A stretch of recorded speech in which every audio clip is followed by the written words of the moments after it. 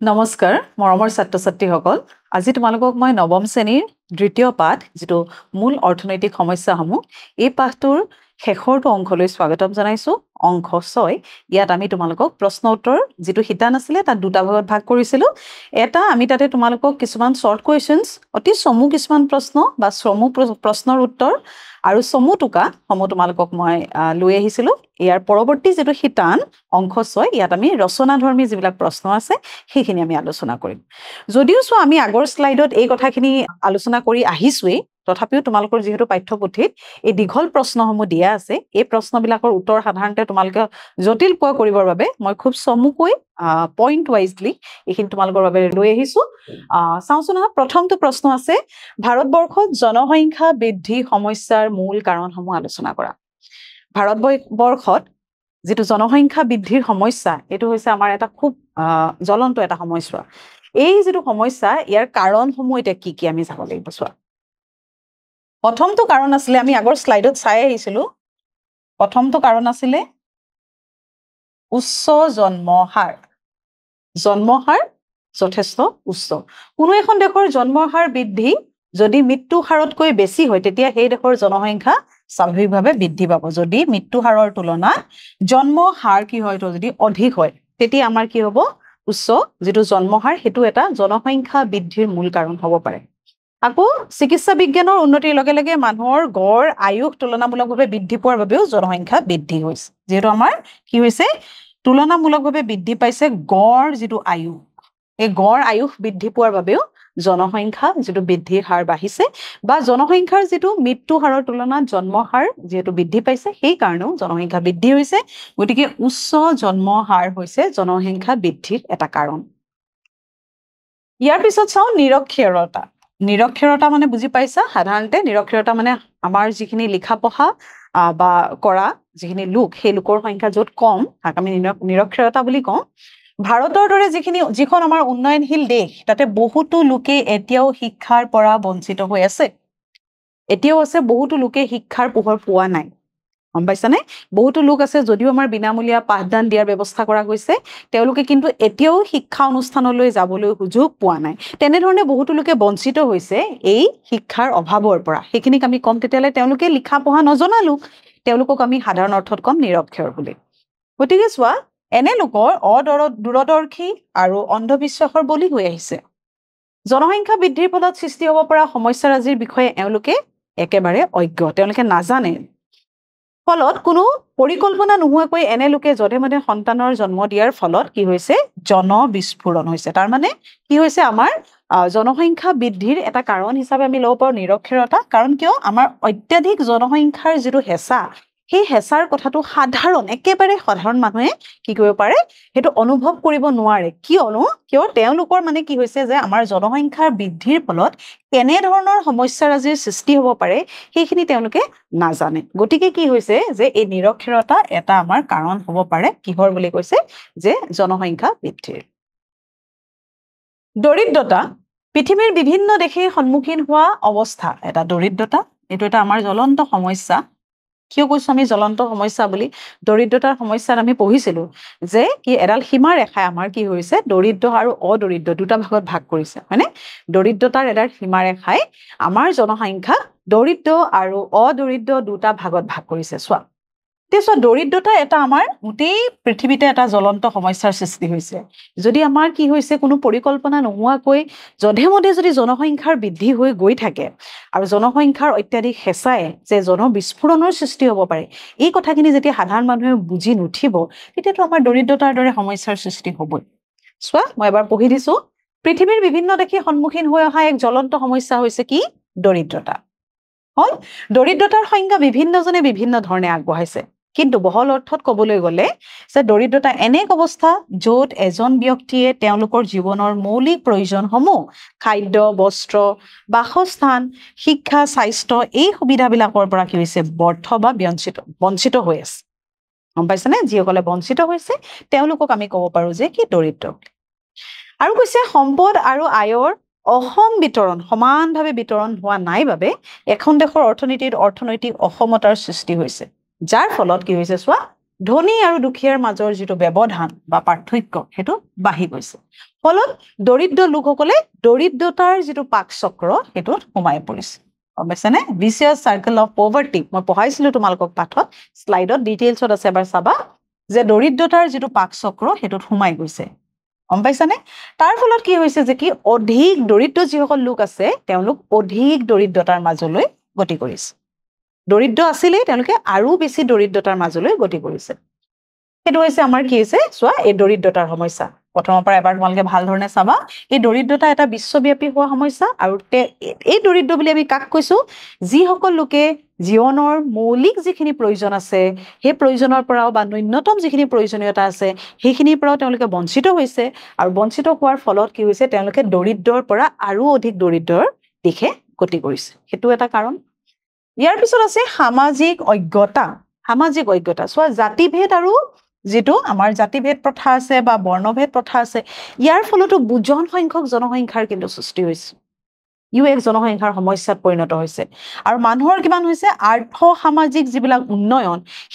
সেই উন্নয়নৰ যিবোৰ সুফল আছে সেই সুফলৰ পৰাও কি হৈছে তেওঁলোক বঞ্চিত হৈছে গতিকে আমি এই যিটো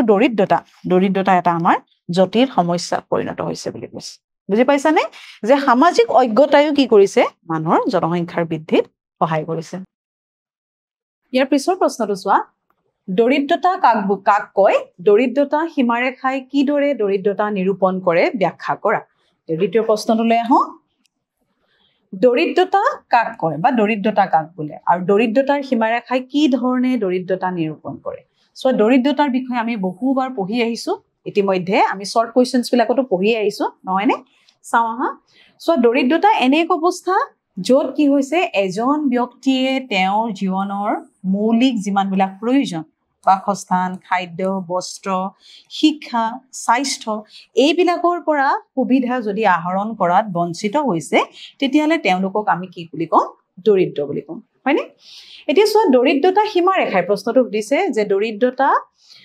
সীমাৰেখাই কিদৰে দৰিদ্ৰতা নিৰূপণ কৰে এতিয়া দৰিদ্ৰতা কেনে ধৰণে নিৰূপণ কৰে দৰিদ্ৰতাৰ যেটো সীমাৰেখা সেই সীমাৰেখাটোৰ বিষয়ে তোমালোকক মই কৈছিলো ক্যালোৰি ভিত্তিক যেটো সংজ্ঞা তাতে দিছে চোৱা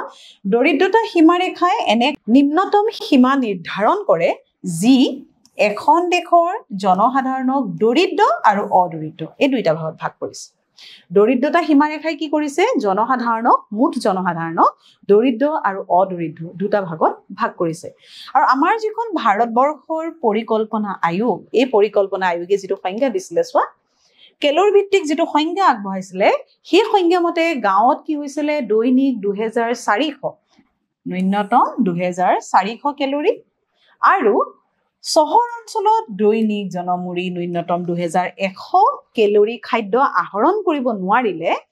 এজন ব্যক্তিক কি বুলি কয় দৰিদ্ৰ এতিয়ালে দৰিদ্ৰ বুলি কেনেকৈ নিৰূপণ কৰিছে এই দৰিদ্ৰ বুলি নিৰূপণ কৰিছে ক্যালোৰি ভিত্তিক যেটো ভাৰতীয় পৰিকল্পনা আয়োগৰ সংজ্ঞা সেই সংজ্ঞা মৰ্মে যে চহৰ অঞ্চলত 2100 ক্যালোৰি যুক্ত খাদ্য আৰু গাঁও অঞ্চলত 2400 ক্যালোৰি যুক্ত খাদ্য আহৰণ কৰিবলৈ যদি তেওঁলোকৰ সেই জনমূৰি আই নাথাকে তেনেহলে এই লোকজনক আমি কি বুলি কম দৰিদ্ৰ বুলি কম তাৰ মানে দৰিদ্ৰ সীমাৰেখাই তেতিয়া হলে এই তথ্যটোৰ ওপৰত ভিত্তি কৰিয়ে দৰিদ্ৰ যেটো নিৰূপণ কৰিছে মুদ্ৰাস্ফীতি কাক বোলে মুদ্ৰাস্ফীতি নিয়ন্ত্ৰণৰ মূল পদ্ধতি সমলিখা পদ্ধতি কৈছে আৰু প্ৰথম মুদ্ৰাস্ফীতিৰ বিষয়ও আমি বহুবাৰ আলোচনা কৰিছো হয়নে মুদ্ৰাস্ফীতি হৈছে কি এনে ধৰণৰ এক অৱস্থা য'ত কি হয় আমাৰ দাম দ্ৰব্য আৰু সামগ্ৰীৰ দাম বৃদ্ধি আৰু তাৰ পৰিৱৰ্তে মুদ্ৰাৰ মূল্য কি হয় হ্ৰাস হয় এনে এক অৱস্থা মুদ্ৰাস্ফীতি বুলি কোৱা যায় এতিয়া সোয়াতে তিনিটা পদ্ধতি আছিল পদ্ধতি কেটা কি প্ৰথমটো আছিল মৌদ্ৰিক পদ্ধতি মৌদ্ৰিক পদ্ধতি এই যেটো মৌদ্ৰিক পদ্ধতি আছিল মৌদ্ৰিক পদ্ধতিত কি হৈছিল চৰকাৰে গ্ৰহণ কৰা যিমান বিলাক মৌদ্ৰিক নীতি এই মৌদ্ৰিক নীতিৰ ওপৰত ভিত্তি কৰি বেংক হাৰ যেটো নীতি আছিল এই বেংক হাৰৰ নীতিৰ ওপৰত ভিত্তি কৰিয়ে কি কৰা হয় মুদ্ৰাৰ নিয়ন্ত্ৰণ কৰা হয় তে বেংক হাৰ কি কৰা হয় বেংক হাৰ কি আছিল বেংক হাৰ হৈছে হাৰ যিটো হাৰত কেন্দ্ৰীয় বেংকে বাণিজ্যিক বেংকক ঋণ প্ৰদান কৰে হয়নে এতিয়া বাণিজ্যিক বেংক বিলাকক যিটো হাৰত কেন্দ্ৰীয় বেংকে ঋণ দিয়ে হেতু আছিল বেংক হাৰ আৰু মুদ্ৰাস্ফীতি সময়ত কি কৰা যায় মুদ্ৰাস্ফীতি সময়ত সাধাৰণতে বেংক হাৰ বৃদ্ধি কৰা যায় যাৰ ফলত কি হয় বাণিজ্যিক বেংক বিলাকৰ যেটো বজাৰ হাৰ যাৰ ফলত বাণিজ্যিক বেংকবিলাকৰ বজাৰ হাৰ বৃদ্ধি কৰে ইয়াৰ ফলত ঋণ গ্ৰহণকাৰীয়ে ঋণ লবলৈ নিৰুৎসাহ হয় আৰু ফলত বজাৰত ঋণ হ্ৰাস পায় যাৰ ফলত মুদ্ৰাস্ফীতি নিয়ন্ত্ৰণ হয় হয়নে এটা তোমাৰ চেইন সিস্টেমত গুটেই কথাখিনি আহি আছে কেনে ধৰণে যে কি হয় আমি সাধাৰণতে বাণিজ্যিক বেংকবিলাকে কেন্দ্ৰীয় বেংকৰ পৰা ঋণ লয় টকা ধাৰে লয় হয়নে আৰু আমি কি কৰিছিলো গ্ৰাহকে বাণিজ্যিক বেংকবিলাকৰ পৰা টকা ধাৰে লওঁ হয়নে তে বাণিজ্যিক বেংকবিলাকক যিটো হাৰত কেন্দ্ৰীয় বেংকে কি কৰা হয় ঋণ প্ৰদান কৰে সেই হাৰটোক বেংক হাৰ বুলি কয় আৰু কেতিয়াবা কি হয় বাণিজ্যিক বেংকবিলাকৰ যিটো হাৰ আমি দিব লগা হয় সেই বেংক হাৰটো বৃদ্ধি কৰি দিয়ে কোনে কেন্দ্ৰীয় বেংকে আৰু যেতিয়া বেংক হাৰ বৃদ্ধি কৰি দিয়া হয় তেতিয়াহলে বজাৰ হাৰ বৃদ্ধি হয় তাৰ মানে কি হয় যে যেতিয়া আমাৰ বেংক হাৰ বৃদ্ধি কৰি দিলে বাণিজ্যিক বেংকবিলাকে অধিক সুদৰ হাৰত অধিক এটা বেংক হাৰ পৰিৱৰ্তেহে টকা ধাৰলে লব পাৰে বা ঋণত আনিব পাৰে হয়নে তেতিয়া কি হয় যে আমাৰ বাণিজ্যিক বেংকবিলাকে গ্ৰাহকৰকো কি কৰে ৰেট অফ ইন্টাৰেষ্টটো বঢ়াই দিয়ে ফলত আমাৰ ঋণ লবৰ বাবে আমি গ্ৰাহকসকল নিৰুৎসাহ প্ৰদান কৰো গম পাইছানে তাৰ ফলত আমাৰ হাতলৈ কমকৈ টকা আহিব তেতিয়া আমাৰ কি হ'ব চাহিদা কমি যাব আৰু ফলত মুদ্ৰাস্ফীতি নিয়ন্ত্ৰণ হ'ব ইয়াৰ পিছত আছিল ৰাজকোষীয় যিটো নীতি ৰাজকোষীয় নীতিৰ যুগত নীতিৰ জৰিয়তেও কি কৰা হয় মুদ্ৰাস্ফীতি নিয়ন্ত্ৰণ কৰিব পাৰি যাক আয় আৰু ব্যয় নীতি বুলিও কোৱা গৈছে ইয়াত কি কৰা হয় চোৱা প্ৰথমতে ফাৰ্স্ট পইণ্টটো লিখিব পাৰা তোমালোকে চৰকাৰী ব্যয় কৰ্তন কৰি দেশত সামগ্ৰিক চাহিদা হ্ৰাস কৰা হয় 2 নম্বৰতে হৈছে কি আৰু বিভিন্ন প্ৰকাৰৰ কৰ এটো তোমালোকে 2 নম্বৰ পইণ্ট দিব পাৰা কৰ আৰোপ কৰি গম পাইছানে দ্ৰব্য সামগ্ৰীৰ ওপৰত কৰ আৰোপ কৰিও কি কৰা যায় যে জনসাধাৰণৰ হাতত থকা অতিৰিক্ত যিবোৰ মুদ্ৰা এইবিলাক চৰকাৰৰ হাতলৈ আনিব পাৰি যাৰ ফলত কি হ'ব সামগ্ৰিক চাহিদা হ্ৰাস পাব এই যেটো সামগ্ৰিক চাহিদা হ্ৰাস পাব আৰু মুদ্ৰাস্ফীতি নিয়ন্ত্ৰণ হ'ব আৰু এটা 3 নম্বৰ পইণ্ট তোমালোকে লিখিব পাৰা এটো যে চৰকাৰে জনসাধাৰণৰ পৰা ঋণ গ্ৰহণ কৰিও মুদ্ৰাস্ফীতি নিয়ন্ত্ৰণ কৰিব পাৰে এই তিনিটা পইণ্ট তোমালোকে ৰাজকোষীয় নীতিৰ অধীনত লিখিব পাৰা যাক আমাৰ আয় আৰু ব্যয় নীতি বুলিও কোৱা হয় চৰকাৰৰ আয় ব্যয় নীতি বা ৰাজকোষীয় নীতি 3 নম্বৰ যেটো উপায় আছিল মুদ্ৰাস্ফীতি নিয়ন্ত্ৰণ কৰা হেতু হৈছে উৎপাদন বৃদ্ধি কৰি উৎপাদনৰ যেটো পৰিমাণ সেই উৎপাদনৰ পৰিমাণ বৃদ্ধি কৰি সো উৎপাদনৰ পৰিমাণ বৃদ্ধি হলেই আমাৰ কি হ'ব যোগান বৃদ্ধি হ'ব আৰু যোগানে তেতিয়া চাহিদাৰ লগত যেতিয়া সমান হৈ পৰিব মুদ্ৰাস্ফীতিৰ অৱস্থা নোহোৱা হ'ব হয়নে সো উৎপাদন বৃদ্ধি কৰি দেশৰ চৰকাৰে অবিবহিত যিমান বিলাক আমাৰ সম্পদ ৰাজি আছে সেইখিনিক যদি আমি সঠিকভাৱে ব্যৱহাৰ কৰো তেতিয়াহলে কি হ'ব উৎপাদনৰ যেটো প্ৰক্ৰিয়া হেতু আৰু বেছি বৃদ্ধি হ'ব আৰু তাৰ ফলত দেশত কি হ'ব উৎপাদনৰ পৰিমাণ বৃদ্ধি হ'ব আৰু যিমান বিলাক সামগ্ৰীৰ যেটো বৰ্ধিত চাহিদা আছে যিমান মানুহে অতিৰিক্ত চাহিদা কৰিব বিচাৰিছে সেই বৰ্ধিত চাহিদাৰ লগত কি হ'ব সমানে যোগানো বৃদ্ধি পাই যাব যাৰ ফলত কি হ'ব মূল্য স্তৰ বা দ্ৰব্য সামগ্ৰীৰ দাম কমিব হয়নে যাৰ ফলত কি হ'ব চাহিদাৰ সমানে হৈ পৰিব যোগান এই যোগান আৰু চাহিদা সমান হৈ পৰিব যাৰ ফলত কি হ'ব যে চাহিদা যোগান যেতিয়া সমান হ'ব তেতিয়া আমাৰ এই মুদ্ৰাস্ফীতি অটোমেটিক নিয়ন্ত্ৰণ হৈ যাব দেন ড্ৰস্তৰ হ্ৰাস পালে আমাৰ মুদ্ৰাস্ফীতি নিয়ন্ত্ৰণ হ'ব এই তিনিটা উপায়ৰ জৰিয়তে মৌদ্ৰিক পদ্ধতি আৰু দ্বিতীয়টো হৈছে ৰাজকোষীয় পদ্ধতি আৰু উৎপাদন বৃদ্ধি যেটো নীতি এই তিনিটাৰ জৰিয়তে আমাৰ কি কৰা যায় মুদ্ৰাস্ফীতি নিয়ন্ত্ৰণ কৰিব পাৰি পিছৰ প্ৰশ্নলৈ আহো চোৱা নিবনুৱা সমস্যা কাক বোলে আৰু ইয়াৰ প্ৰধান কাৰণ কি আৰু কাৰণসমূহ কি বুলি কৈছে ইয়াতে উল্লেখ কৰিব কৈছে তোমালোক চোৱা নিবনুৱা সমস্যা বুলি ক'লে আমি কি বুলি বুজো অৰ্থনীতিত সাধাৰণতে যিবিলাকে কৰ্মহীনতাত ভোগে তেওঁলোকক আমি নিবনুৱা বুলি কওঁ কিন্তু অৰ্থবিজ্ঞানত নিবনুৱা বুলি ক'লে কোনখিনিক বুজা যায় প্ৰচলিত যেটো মজুৰি সেই মজুৰিৰ উপযুক্ত আৰু কৰ্মক্ষম লোকসকলে কাম কৰিবলৈ ইচ্ছুক হোৱাৰ সত্ত্বেও কৰ্মসংস্থাপন নাপায় যেটো বজাৰত প্ৰচলিত মজুৰি আছে সেই মজুৰিতে তেওঁলোকে কাম কৰিবৰ বাবে ইচ্ছুক ঠিক আছে ইচ্ছা প্ৰদান কৰিছে কিন্তু আৰু তেওঁলোক কি হৈছে কৰ্মক্ষম হয় কাম কৰাৰ তেওঁলোকৰ ক্ষমতাও আছে ইচ্ছাও আছে থকা সত্ত্বেও কিন্তু তেওঁলোকৰ কৰ্মসংস্থাপন নাপায় কৰ্মসংস্থাপনৰ অভাৱ আৰু তেনে যিবিলাক অভাৱত থকা লোকসকলক কোৱা যায় নিবনুৱা হল নিবনুৱা দুই ধৰণৰ আছিল এটা হৈছে গ্ৰাম্য নিবনুৱা আৰু আনটো হৈছে কি চহৰীয়া নিবনুৱা ঠিক আছে গ্ৰাম্য নিবনুৱা এতিয়া প্ৰশ্নটোত তোমালোকক দুইটা ভাগ দিছে গ্ৰাম্য নিবনুৱাৰ দুটা ভাগ আছে চোৱা গ্ৰাম্য নিবনুৱাৰ দুটা ভাগ আছে এটা হৈছে ঋতুজ নিবনুৱা আৰু আনটো হৈছে ছদ্মবেশী বা প্ৰচ্ছন্ন নিবনুৱা ঋতুজ নিবনুৱা আৰু ছদ্মবেশী বা প্ৰচ্ছন্ন নিবনুৱা একেধৰণে চহৰীয়া যেটো নিবনুৱা আছিল তাৰ দুটা ভাগ এটা হৈছে উদ্যোগী নিবনুৱা আৰু আনটো হৈছে শিক্ষিত নিবনুৱা এটো আগতো আমি পাঠত কৈ আহিছো তোমালোকক নিবনুৱাৰ দুটা ভাগ গ্ৰাম্য আৰু চহৰীয়া আৰু দুইটাৰে দুটাকৈ ভাগ এতিয়া চাও আমি ইয়াত নিবনুৱা যেটো সমস্যা তাৰ মূল যিবিলাক কাৰণ এই কাৰণবিলাক তোমালোকক উল্লেখ কৰিব মাত্ৰ দিছে ইয়াত আমি খুব শৰ্টলি ব্ৰিফলি তোমালোকক মই দিছো সোৱা দ্ৰুত জনসংখ্যা বৃদ্ধি হেতু এটা নিবনুৱা সমস্যাৰ কাৰণ দ্ৰুত জনসংখ্যা বৃদ্ধিয়ে নিবনুৱা সমস্যাৰ সৃষ্টিত বৰঙণি যোগাইছে বৰ্ধিত জনসংখ্যাৰ অনুপাতে নিয়োগৰ যিমান বিলাক সুবিধা আছে এই সুবিধা পৰ্যাপ্ত পৰিমাণে নোহোৱাত সহায় কৰিছে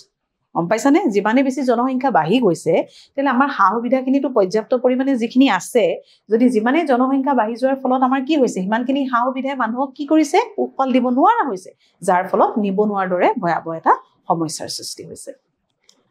তাৰ ফলত চোৱা নিয়োগবিহীন উন্নয়ন আমাৰ দেশত উন্নয়ন হৈছে দেশখনত ৰাষ্ট্ৰীয় আয় বৃদ্ধিৰ হাৰ আৰু নিয়োগ বৃদ্ধিৰ হাৰৰ মাজত ব্যৱধান আছে আমি আগতেও কৈ আহিছো চোৱা তোমালোকে বুজি পাইছানে এনে অৱস্থা কি বুলি কৈছে নিয়োগবিহীন উন্নয়ন বুলি কৈছে চোৱা আমাৰ ভৱিষ্যতে যিমান বিলাক আমাৰ যেনে ধৰণে জনসংখ্যা বৃদ্ধিৰ এটা সমস্যা হৈ আহিছে এই জনসংখ্যা বৃদ্ধিৰ ফলত যিমান পৰিমাণৰ নিয়োগৰ সুবিধা আছে গতিকে কিন্তু আমাৰ আৰু বেছি নিয়োগৰ সুবিধা কেনে ধৰণে আমি অতিৰিক্ত যিখিনি আমাৰ জনসংখ্যা আছে সেইখিনি আমি কোট কেনে ধৰণে নিয়োগ কৰিব পাৰি সেই ব্যৱস্থা নোহোৱালৈকে নিবনুৱা সমস্যাৰ দৰে এই সমস্যাটো কিন্তু আমাৰ আতৰ নহব ই আৰু অধিক জটিল ৰূপলৈহে কিন্তু গতি কৰিব সেই কাৰণে কৈছে যে এই নিয়োগবিহীন যেটো উন্নয়ন হলে কিন্তু আৰু বেছি নিবনুৱা সমস্যাটো জটিল সমস্যা হিচাপে থিয় দিব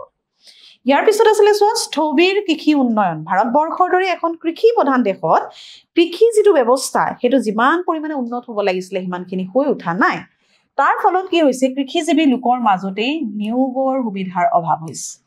সেই কাৰণেতো ছদ্মবেশী নিবনুৱাৰ দৰে সমস্যা হৈছে হয় নাই যিকোনো এটা কামত যদি প্ৰয়োজন হয় শ্ৰমিকৰ 10 জন বা 15 জন তাত যদি 25 পৰা 30 জন মানুহ যদি তাতে আমি কামটোক লগাই ৰাখিছো অতিৰিক্ত বনোৱা যদি আমি নিয়োগ কৰি ৰাখিছো তেতিয়াহলে আমাৰ তেনে ধৰণৰ উন্নয়ন কেনে ধৰণৰ এটা উন্নয়ন হ'ব যাৰ ফলত কিন্তু তাৰ উৎপাদনৰ পৰিমাণ যদি খলনি হোৱা নাই তেতিয়াহলে 15-20 জনে কৰিব পৰা কামটো 25 বা 30 জন আমি লগাই ৰাখিছো হয়নে তেতিয়ালে তোমালকে সোৱা হে অতিৰিক্ত সকলক আমি কি বুলি কম নিবনুৱা বুলি কম গতিকে কি হৈছে কৃষি প্ৰধান যি আমাৰ যেটো দেশ কৃষি ক্ষেত্ৰত যিমানখিনি উন্নয়ন হ'ব লাগিছিল সেইখিনি কিন্তু এতিয়ালৈ হৈ উঠা নাই হিয়াও এক কাৰণত পৰিণত হৈছে ইয়াৰ পিছত সোৱা উদ্যোগীকৰণৰ মন্থৰ গতি দেশখনত উদ্যোগিক উন্নয়ন যেটো হাৰত হ'ব লাগিছিল সেই হাৰত এতিয়াও হৈ উঠা নাই তাৰ ফলত আমাৰ উদ্যোগিক কিছুমান নিবনুৱাই সৃষ্টি দিছে এই উদ্যোগিক নিবনুৱা যেটো সমস্যাটো সৃষ্টি হোৱাৰ ফলতে আমাৰ উদ্যোগীকৰণৰ যেটো মন্থৰ গতি হৈ পৰিছে তাৰ মানে কি কৈছে যে উদ্যোগিক যিমান বিলাক আমাৰ নিবনুৱা যেনে ধৰণে সৃষ্টি হৈ গৈছে উদ্যোগত যদি আমি কোনো এজন বনুৱাক নিয়োগ কৰিব পৰা নাই খুব কম পৰিমাণে যদি নিয়োগ কৰিব পাৰিছো অধিক সংখ্যক জনসংখ্যাৰ অনুপাতে যদি আমি নিয়োগ কৰিব পৰা নাই তেতিয়ালে আমি কি বুজিম যে উদ্যোগীকৰণৰ মন্থৰ গতি হৈছে হয়নে সেই কাৰণে উদ্যোগিক নিবনুৱাৰ সমস্যা সৃষ্টি হৈছে ইয়াৰ ফলত সোৱা ত্ৰুটিপূৰ্ণ ইয়াৰ পিছৰটো পইণ্ট ত্ৰুটিপূৰ্ণ শিক্ষা ব্যৱস্থা প্ৰচলিত যেটো শিক্ষা ব্যৱস্থা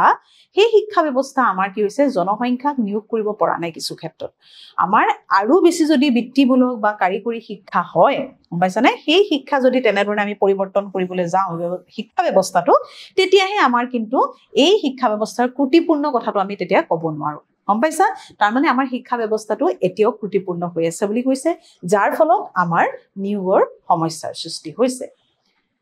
এতিয়া সোৱা নেক্সট আমি সমুটুকা কিছুমানলৈ আহো এই সমুটুকা বিলাকত তোমালকক দিয়া গৈছে ঋতুজ নিবনুৱা চাহিদাজনিত ব্যয়জনিত মুদ্ৰাস্ফীতি বহনক্ষম উন্নয়ন সেউজ অৰ্থনীতি মুক্ত আৰু দমিত মুদ্ৰাস্ফীতি হল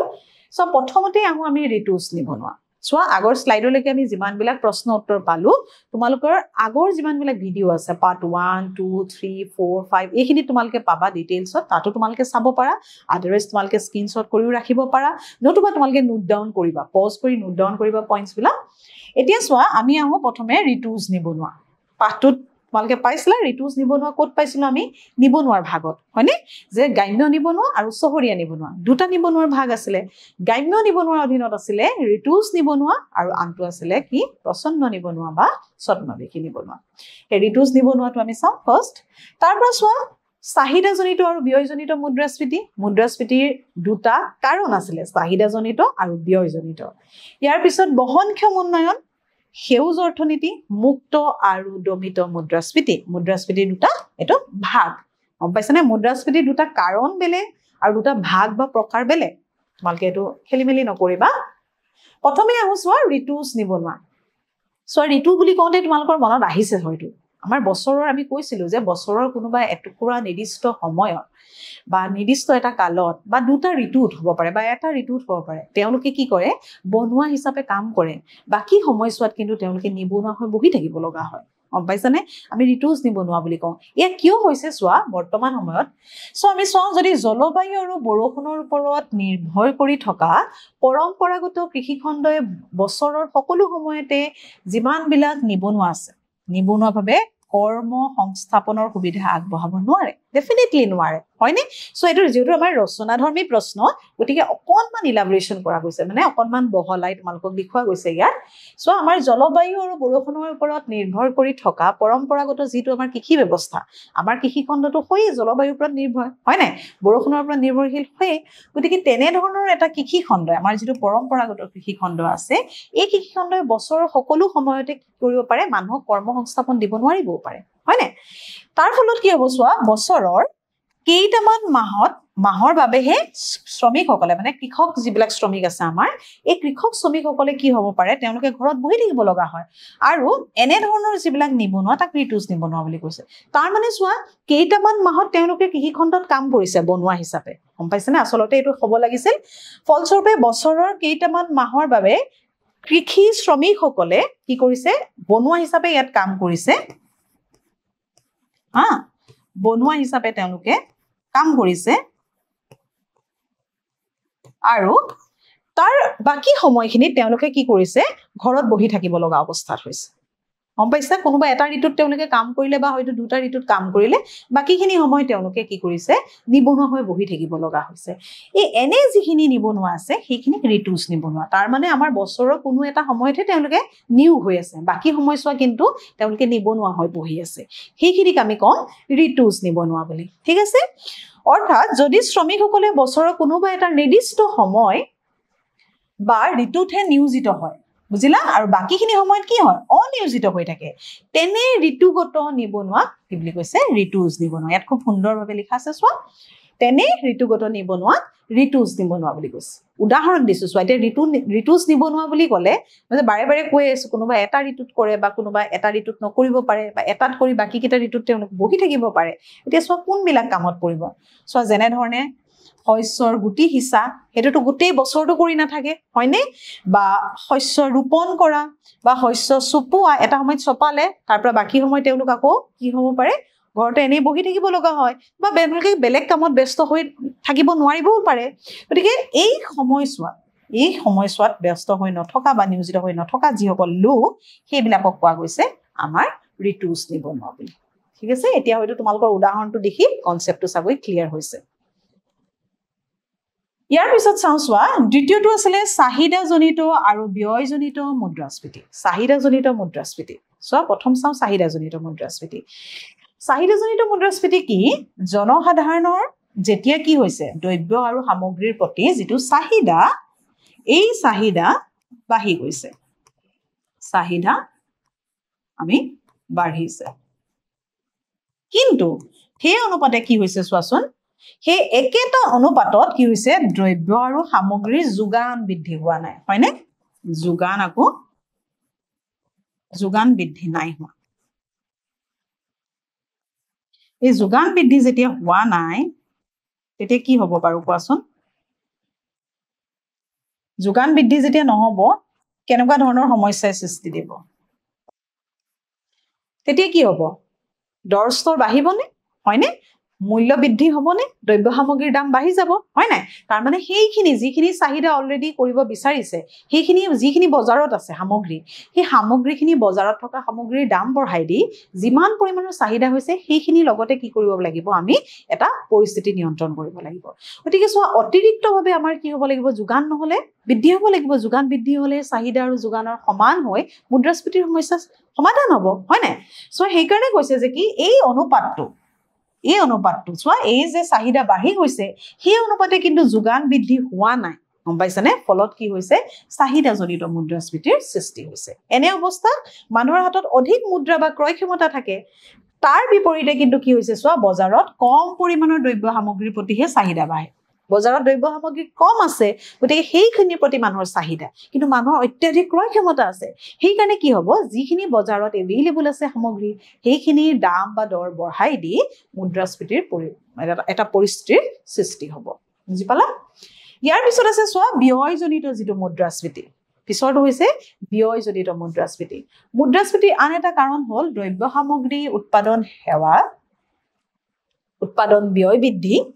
আৰু এইটো হৈছে ব্যয়জনিত মুদ্ৰাস্ফীতিৰ এটা মূল কাৰণ বুলি আমি ক'ব পাৰোঁ তাৰমানে কি হৈছে যে দ্ৰব্য আৰু সামগ্ৰীৰ যেতিয়া উৎপাদন কৰোঁতে উৎপাদন ব্যয়টো বৃদ্ধি হয় ঠিক আছে তাৰ পৰা দ্ৰব্য আৰু সেৱাবিলাক উৎপাদন ব্যয় বৃদ্ধি পালে মুদ্ৰাস্ফীতিৰ সৃষ্টি হয় বুলি আমি ক'ব পাৰোঁ উৎপাদন ব্যয় কেতিয়াবা বৃদ্ধি হ'ব পাৰে কি কাৰণত বৃদ্ধি হ'ব পাৰে জানানে চোৱা উৎপাদন ব্যয় কি কাৰণত বৃদ্ধি হ'ব পাৰে মজুৰি কেতিয়াবা বঢ়াব লগা হ'ব পাৰে শ্ৰমিকৰ হয়নে তাৰ পিছত কেতিয়াবা কি হ'ব পাৰে যে লাভৰ আশাটো হ'ব পাৰে হয়নে লাভৰ আশাত মানে অধিক লাভ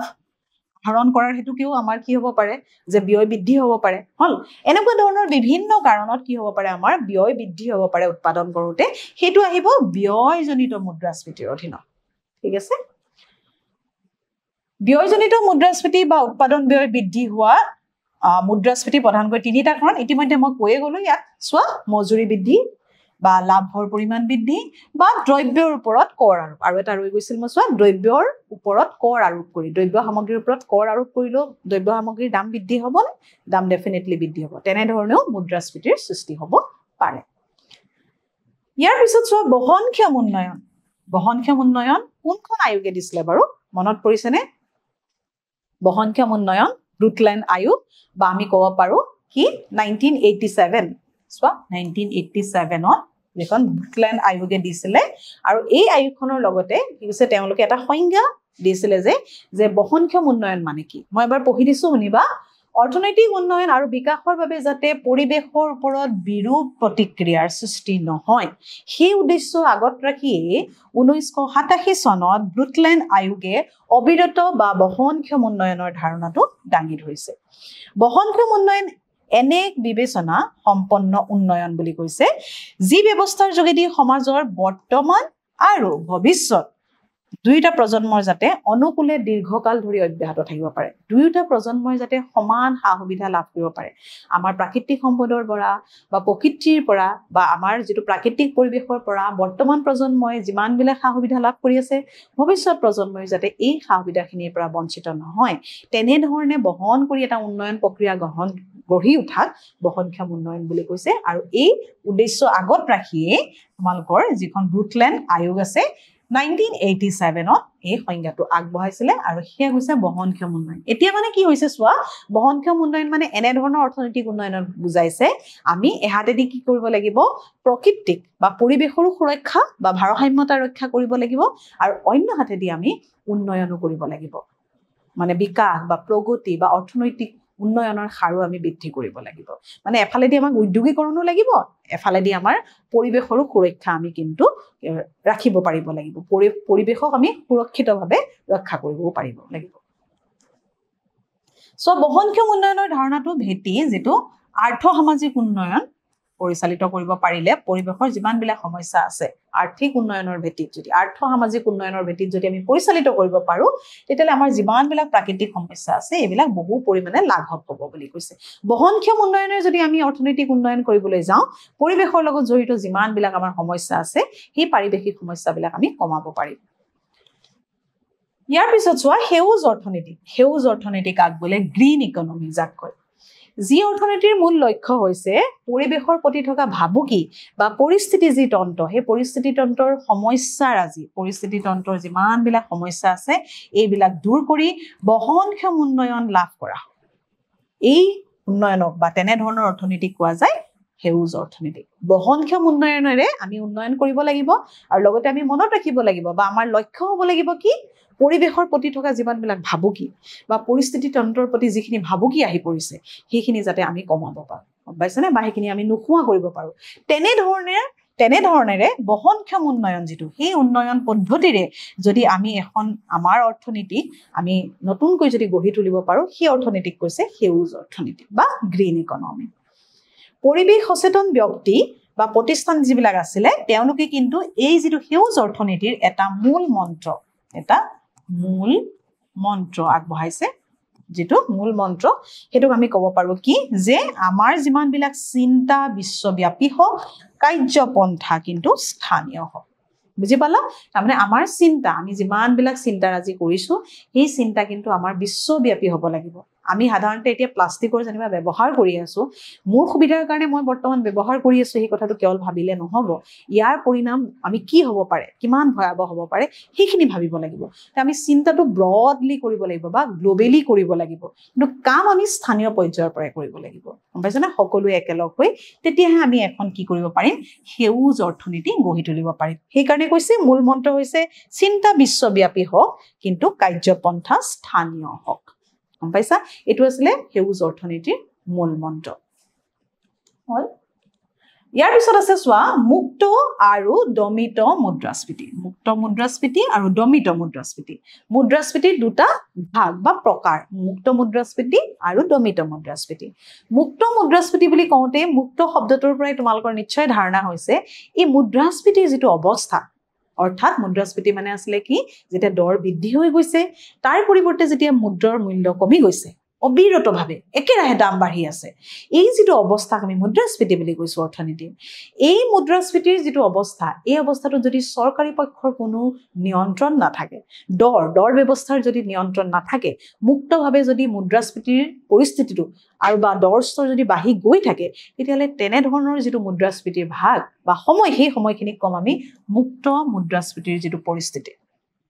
গম পাইছে আনহাতে দমিত শব্দটোৱে কি বুলি বুজাইছে যে দমিত মুদ্ৰাস্ফীতি দেখিছে যে আমাৰ অৰ্থনীতিত ক্ৰমান্বয়ে যেতিয়া দ্ৰব্য সামগ্ৰীৰ দাম বাঢ়ি গৈ আছে একেৰাহে বাঢ়ি গৈ আছে তেতিয়া কি হ'ব আমাৰ ধনী দুখীয়াৰ মাজৰ ব্যৱধান বাঢ়ি যাব আমাৰ দৰিদ্ৰ শ্ৰেণীৰ লোক বা দুখীয়া শ্ৰেণীৰ লোকসকলে কিন্তু সেই যিমান উচ্চ দৰ স্তৰত দ্ৰব্য সামগ্ৰী ক্ৰয় কৰিব নোৱাৰিব পাৰে তেতিয়া কি হ'ব আমাৰ ধনী দুখীয়াৰ মাজৰ বিভেদ বা ব্যৱধান এটো বাঢ়ি গৈ থাকিব হয়নে গতিকে সেই অৱস্থাটো কিন্তু এটা সময়ত চৰকাৰে নিয়ন্ত্ৰণ কৰে সেই দৰ নিয়ন্ত্ৰণ প্ৰক্ৰিয়াৰে নিয়ন্ত্ৰণ কৰে আৰু তেনে ধৰণৰ মুদ্ৰাস্ফীতিক সেই নিয়ন্ত্ৰণ প্ৰক্ৰিয়া কৈছে দমিত মুদ্ৰাস্ফীতি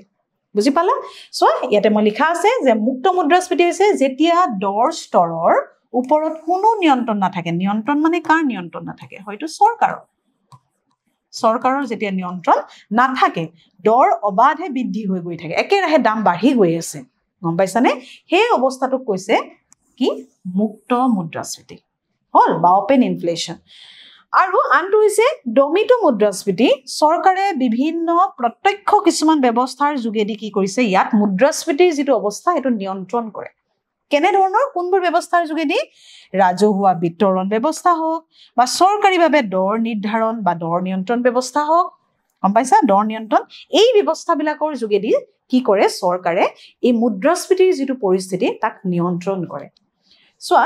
এনে নিয়ন্ত্ৰণ ব্যৱস্থাই দৰ স্তৰ বৃদ্ধিৰ যেটো পৰিমাণ হেতু কি কৰিব পাৰে হ্ৰাস নিয়ন্ত্ৰণ মানে কি দৰ নিয়ন্ত্ৰণ মানে ক্ৰমান্বয়ে দৰ হ্ৰাস পাব বা দৰ বা দাম কমি আহিব বজাৰত হয়নে এই দ্ৰব্য সামগ্ৰীৰ দাম যেতিয়া হ্ৰাস পাব সেই তেনে ধৰণৰ মুদ্ৰাস্ফীতি কৈছে দমিত মুদ্ৰাস্ফীতি বুজি পাইছা এটা হৈছে ওপেন বা মুক্ত আনটো সাপ্ৰেস বা দমিত মুদ্ৰাস্ফীতি এই দুটা মুদ্ৰাস্ফীতিৰ প্ৰকাৰ গম পালা আগত যি দুটা আমি আলোচনা কৰি আহিলো প্ৰথমে এই দুটা কাৰণ মুদ্ৰাস্ফীতিৰ চাহিদাজনিত আৰু ব্যয়জনিত মুদ্ৰাস্ফীতি এই দুটা কাৰণৰ অধীনত আহিব তে মুদ্ৰাস্ফীতিৰ প্ৰকাৰ মুদ্ৰাস্ফীতি কি বা মুদ্ৰাস্ফীতিৰ কাৰণসমূহ কি বা ইয়াৰ উপায়সমূহ কি মুদ্ৰাস্ফীতিৰ যেটো আমাৰ অৱস্থা বা পৰিস্থিতি তাক আমি কেনেকৈ নিয়ন্ত্ৰণ কৰিম এই গুটেইখিনি আমি প্ৰশ্ন উত্তৰ মাধ্যমেৰে কিন্তু আলোচনা কৰিম আজি ঠিক আছে সো ইমানখিনি আসলে তোমালোকৰ যিমান ৰচনাধৰ্মী যিখিনি প্ৰশ্ন এই ৰচনাধৰ্মী প্ৰশ্নৰ পিছত আমি এই কথাটো বিচাৰিম যে তোমালোকে কিমানখিনি বুজি পাইছা আৰু লগতে যিমান বিলাক ইম্পৰ্টেন্ট পইণ্টছ আছে সেইখিনি তোমালোকে কপিত নোট ডাউন কৰিবা আৰু তোমালোকে পজ কৰি এই কোৱেশ্চন আনসাৰ্স বিলাক যিমান পাৰা লিখিবলৈ চেষ্টা কৰিবা আৰু লগতে তোমালোকে প্ৰথম বুজিবলৈ যত্ন কৰিবা লিখাটো তোমালোকৰ নিজৰ হলে বেছি ভাল তোমালোকে প্ৰশ্ন উত্তৰবিলাক বুজিবলৈ যত্ন কৰিবা তে আজিলৈ তোমালোকৰ এইটো পাঠৰ যিমানখিনি প্ৰশ্ন আছিল দুটা হিতানত প্ৰথম আৰু দ্বিতীয় অংশ 5 আৰু অংশ 6 দুটা হিতানত আমি কৰিলো আশা কৰিছো তোমালোকে বুজি পাইছা আকৌ এটা নতুন পাঠৰ হৈতে লগ পোৱাৰ আশাৰে আজিলৈ আহো ধন্যবাদ